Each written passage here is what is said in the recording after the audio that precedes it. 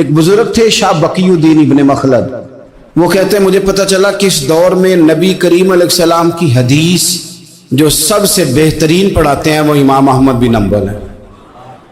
ان کو حضور کی حدیث سے جو خاص شغف ہے وہ کسی اور کو نہیں۔ کہتے ہیں میرے دل میں لو لگ گئی، حالانکہ میں امیر گھرانے سے تھا۔ میں کشتی میں بیٹھا امام احمد بن حنبل کے پاس آنے کے لیے، رستے میں طوفان آ گیا، کشتی ہچکولے کھانے لگی، کسی طریقے سے ایک جزیرے کے ساتھ جا کے کشتی لگی، ٹوٹ گئی، بکھر گئی، میں جزیرے پہ اتر گیا، اور بھی کئی لوگ تھے۔ ایک مہینہ وہاں رہنا پڑا، بارشیں ختم ہوئی، موسم ٹھیک ہوا، ایک کشتی دکھائی دی آتی ہوئی۔ فرماتے ہیں کہ وہ اس کشتی میں بیٹھا، دوبارہ بغداد گیا، مجھے سفر طے کرتے 2.5 مہینے گزر گئے، وہ جزیرے پہ مہینہ پتے کھا کے بھی گزارا کرنا پڑا۔ نکلا تھا علم حاصل کرنے، جب بغداد شریف پہنچا، لوگوں سے پوچھا امام احمد بن حنبل کا مدرسہ کہاں؟ انہوں نے کہا وہ مدرسہ تو بند ہو گیا ہے، وقت کا بادشاہ مخالف ہو گیا، مسجد مدرسہ سیل کر دیا۔ امام صاحب کہاں ہیں؟ کہا گھر کے اندر قید ہیں۔ ان کے گھر کو سب جیل بنا دیا، چاروں جانب پولیس کھڑی ہے، اور ویسے بھی بغداد میں کرفیو ہے، ہر چوک چوراہے میں پولیس والے کھڑے ہیں۔ شاہ بقی الدین کہتے ہیں اتنا کچھ سننے کے باوجود بھی میرا جذبہ ٹھنڈا نہیں ہوا۔ وہ مہینے میں سفر کی صحبتیں، گو سنا تھا کہ آستانہ یار دور ہے، پر ہم نے بھی ٹھان لی تھی کہ جانا، وہ سنا تھا کہ آستانہ یار دور ہے، پر ہم نے یہ ٹھان لی تھی کہ جانا ضرور ہے۔ کہتے پہنچ گئے، اب پتہ چلا کہ کرفیو ہے، سڑکوں پہ پولیس کھڑی ہے، گلیوں میں چوکوں چوراہوں میں پہرے ہیں، امام صاحب تک تو جا کوئی نہیں سکتا۔ کہتے میں نے ایک شخص کی منت کی، میں نے کہا کسی طریقے گاڑی بتا، کہنے لگا میں اشارہ بھی نہیں کر سکتا، سخت حالات ہیں۔ وہ کوئی طریقہ، میں نے جب زیادہ تڑپ کے کہا تو وہ شخص کہنے لگا میں ان کے گھر کے قریب تجھے لے جاؤں گا اور گزرتے وقت صرف آنکھ کا اشارہ کروں گا۔ کہتے میں نے کہا یہ بھی ٹھیک ہے۔ ان کے گھر کے تیری تلاش میں پھرے نا ہم جنگل پہاڑ اور دشت میں، ان کے دروازے کے قریب اس نے اشارہ کیا۔ شاہ بقی الدین کہتے ہیں کہ میں گھر دے کے آ گیا واپس۔ اب میں سوچنے لگا کہ کیسے امام صاحب تک پہنچنا ہے، بڑی تجویزیں سوچیں، بڑی تجویزیں، کام والا بن جاؤں، پھیری لگانے لگ جاؤں۔ پھر سوچا کہ اگر میں کچھ بیچوں گا ریڑھی پہ رکھ کے تو کوئی خریدنے نکلے گا، کوئی نہیں نکلے گا، کس طرح کروں، کیا کروں، بڑی سوچیں۔ بالآخر میں نے طے کیا، اللہ اکبر، میں نے نہ کپڑے پھاڑ لیے، امامہ اتار دیا۔ فرماتے ہیں کہ ایک پیالہ مٹی کا خرید کے گلے میں رسی سے باندھ لیا، اور امام احمد بن حنبل کی 3 گلیوں پیچھے میں نے دروازہ دروازہ صدا لگانی شروع کی، فقیر ہوں، اللہ کے نام پہ لینے آیا ہوں۔ کہتے ہیں ایک ایک دینار مانگتے مانگتے مانگتے مانگتے آزم یار منون دکھاتا رسا کی پیز بٹائے۔ کہتے ہیں مانگتے مانگتے نا میں امام احمد بن حنبل کے دروازے تک آیا۔ امیر گھر کا بچہ تھا، بڑے پیسے جیب میں ہوتے تھے۔ امام کے دروازے پہ صدا لگائی، کوئی ہے اللہ کے نام پہ دینے والا؟ کہتے ہیں وہ نور بھرا دروازہ کھلا، ایک گورے مکھڑے والا، سفید داڑھی والا، سونے امامے والا، چمکدار آنکھیں، نورانی شباہت۔ کہتے امام احمد بن حنبل باہر آئے، اور جیسے ایک دینار میرے پیالے میں ڈالنے لگے تو میں نے ہاتھ چوم کے کہا سونیا تیرے قربان جاؤں، میں دینار لینے نہیں آیا، محمد عربی کی حدیثیں سننے آیا ہوں۔ کہتے امام کی بھی آنکھیں کھل گئی، کہنے لگے اس حال میں آزم یار منون دی خاطر اساں کی پیس بٹائے کا حضور کیا کرتا، یہی ایک طریقہ رہ گیا تھا، میں تو کہاں سے چلا ہوں، کہاں پہنچا ہوں، کیا کروں؟ امام صاحب فرمانے لگے پھر میں بھی بڑے دنوں سے پریشان تھا، کوئی سیکھنے والا نہیں مل رہا تھا، تو مل گیا۔ کہنے لگا حضور میں روز آ جاؤں فقیر بن کے، آپ جتنا چاہیں 2 4 5 منٹ میں مجھے حدیثیں سنا دیں، میں اگلے دن یاد کر آیا کروں۔ کہتے 2 سال لگ گئے، شاگرد کہاں ملیں گے ایسے، کہاں مرید ملیں گے، گزر گیا دور۔ کہتے ہیں کہ میں نہ ہر روز فقیر بن کے جاتا، 3 گلیاں پیچھے مانگنا شروع کرتا، کچھ حق نہ کرے، 2 سال دروازے پہ جاتا، آگے پیالہ کرتا، امام 1 دینار ڈالتے اور مصطفیٰ کی حدیثیں سناتے۔ کہتے ہیں حالات بدل گئے، 2 سال کے بعد حکومت بدل گئی، امام کا مدرسہ بحال ہو گیا، رش ہو گیا، بادشاہ بڑا عقیدت مند تھا، جو نیا آیا اس نے بڑا کر کے ادارہ بنا کے دیا. جس دن میں گیا تو رش لگا ہوا تھا. کہتے حالات بدلے تو ہم نے بھی کپڑے بدلے، ہم نے بھی کپڑے بدلے، ہم نے بھی دوبارہ سے دستار باندھی. اور کہتے ہیں بڑے لوگ بیٹھے ہوئے تھے، میں جب داخل ہوا نا تو امام اٹھ کے کھڑے ہوئے. آپ فرمانے لگے پتر ادھر آ، تو آگے آ کے بیٹھ. لوگ دین سیکھنے آتے ہیں، تو فقیر بن کے مانگنے آیا تھا. اور میں بھی باقیوں کو پڑھایا کرتا تھا، تجھے میں دیا کرتا تھا. اور اب باقی پڑھا کریں گے، تجھے دیا جائے گا. اور آج تجھے سینے سے نکال کے دیا کروں گا. زمانے بدل گئے، حالات بدل گئے. وہ شخص چلا گیا، کون حکمران تھا کون نہیں تھا، لیکن استاد شاگرد کے ادب کی داستان قیامت تک باقی رہے. یہ قیامت جب طبیعتوں میں احترام ہوتا ہے، جب ادب ہوتا ہے. آپ کو پتہ ہے نبی پاک صلی اللہ علیہ وسلم کو یہ ادب کتنا پیارا ہے. نبی پاک علیہ السلام اس احترام کے جذبے کو کتنا پسند کرتے ہیں. اللہ کے پیارے رسول صلی اللہ تعالی علیہ وسلم اس جذبہ احترام سے کتنے راضی ہوتے ہیں. حضور کس قدر زیادہ چاہتے ہیں کہ میری امت ادب والی بنے. نبی پاک علیہ السلام ادب والے لوگوں کے بارے میں اتنے راضی ہیں، اتنے راضی ہیں، اتنے خوش ہیں. حضور اتنا نوازتے ہیں. میں نے یہ حدیث پڑھی تو یوں لگا کہ جیسے روح وجد کرنے لگی ہے. بہقی میں امام بہقی نے لکھی ہے، اللہ کے پیارے رسول علیہ السلام فرماتے ہیں جو چھوٹے پر شفقت کرے اور بڑے کا احترام کرے، اللہ اسے جنت میں میری سنگت عطا فرمائے گا. یہ میرے قرب کا ذریعہ ہے، یہ چیز میرا قرب ملے گا. شرط یہ ہے کہ ادب والے بن کے آؤ، احترام والے بن کے آؤ. کبھی بھی سوء ادب نہ کرے، کبھی کسی مقام پر بے ادبی نہ کرے. آپ اپنا ذائقہ کبھی تبدیل نہ کریں. امام احمد بن حنبل لکھتے ہیں وضو کر رہے تھے، ایک شخص کہتا ہے میں نے ساری زندگی گناہوں میں گزار دی تھی. تو امام صاحب نا وضو کر رہے تھے جھیل پر بیٹھ کے. تو جھیل اس طرح ہوتی ہے، پہاڑ ہیں، اوپر کو پانی نیچے آ رہا ہے.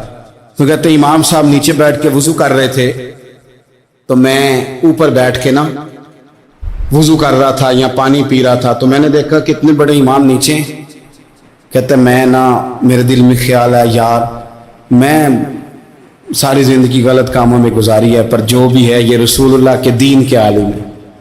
کہتے ہیں وہ حضور کے دین کی عزت کرنے کے لیے میں اوپر سے اٹھا آ کے نا، تو میں تھوڑا پیچھے جا کے نیچے بیٹھ گیا. جو میری حاجت تھی، پانی پینا تھا یا منہ دھونا تھا، میں وہ کرنے لگا.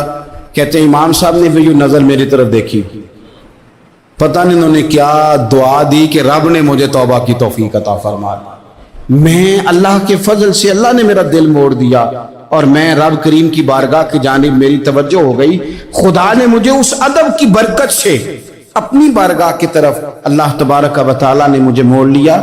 بے ادبی تو بندے کو کفر تک لے جاتی ہے، بے ادبی تو کفر تک لے جاتی ہے. اگر بندہ بے ادب ہوتا ہوتا اللہ رسول کی بے ادبی تک پہنچ جائے تو دور نکل گیا. لیکن یہاں باقاعدہ بے ادبی کو پروموٹ کیا جا رہا ہے. کبھی بھی بے ادب نہ بنے، ادب والے رہیں، ادب والے بن کے جئیں، ادب والے بن کے دنیا سے جائیں. وہ درویش نے کہا تھا کہ بے ادباں مقصود نہ حاصل، نہ درگاہ ٹوئی، بانج ادب دے محمد بخشا، توڑ نہیں چڑھیا کوئی، آخر دعوایا ان الحمدللہ رب العالمین. عزیز دوستو،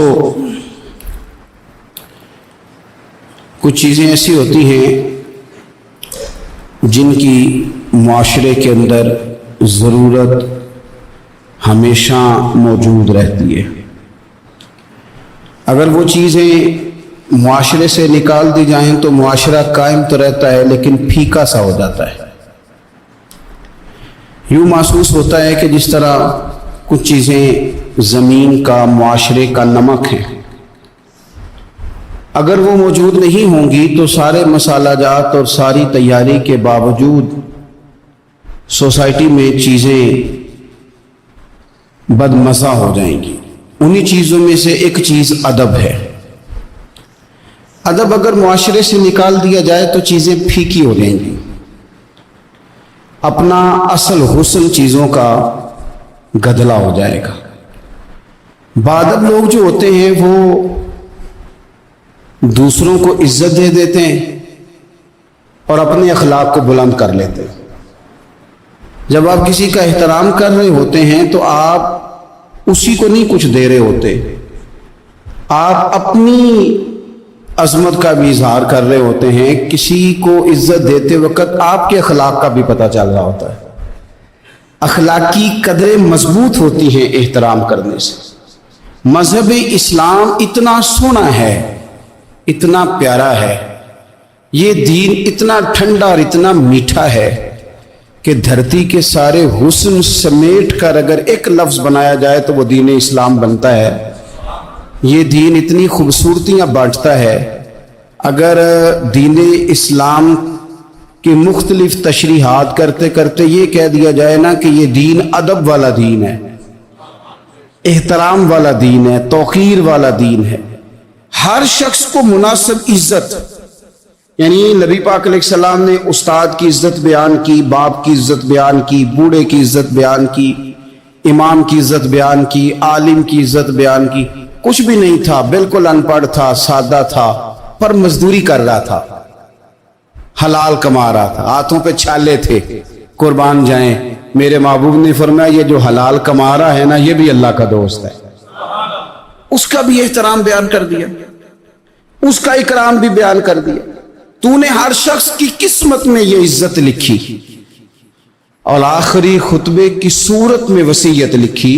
نبی کریم صلی اللہ علیہ وسلم نے لوگوں کو احترام دیا، اللہ کے محبوب علیہ الصلوۃ والسلام۔ آپ دیکھیے حضور نے اس عورت کی بھی فضیلت بیان کی جس کے گھر کے اندر اولاد پیدا ہوتی ہے، اور اس کی بھی فضیلت بیان کی کہ جس گھر کے اندر اولاد پیدا ہوتی ہے پر جلدی چلی جاتی ہے، انتقال ہو جاتا ہے کسی بچے کا خدا نخواستہ، اس کی بھی فضیلت بیان کی کہ جس کا خامند موجود ہے اور وہ خامند کی خدمت کرتی ہے، اور اس بیوی کی بھی فضیلت بیان کی جس کا خامند انتقال کر گیا پر وہ اپنے بچوں کی پرورش کرتی ہے۔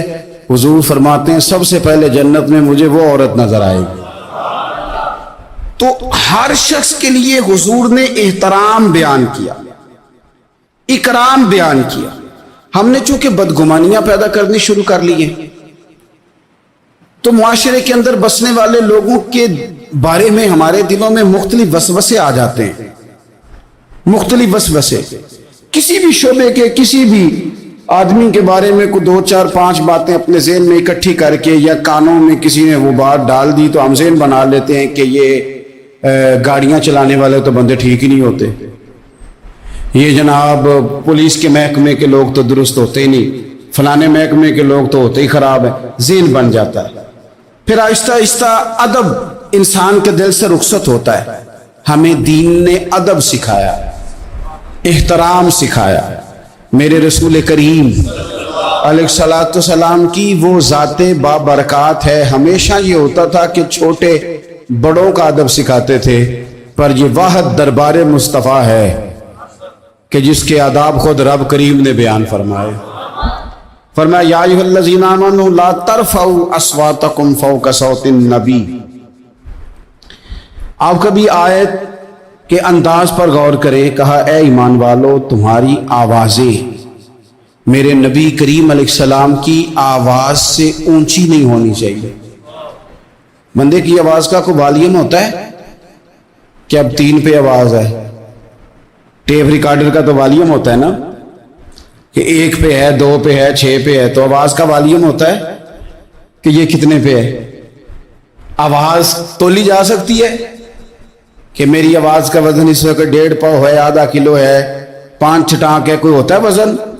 لیکن ہمیں بتایا گیا کہ بالکل وزن نہیں ہوتا، تولی نہیں جا سکتی، ماپی نہیں جا سکتی، پرکھی نہیں جا سکتی، لیکن جب تم نے دروازہ رسول پہ آنا ہے تو پھر آواز کو بھی تول کے آنا، پھر لفظوں کو پرکھ کے آنا ہے، پھر جملے مرتب کر کے آنا، پھر ترتیب لگا کے آنا ہے، پھر تم نے وہاں سوچ سمجھ کے بات کرنی۔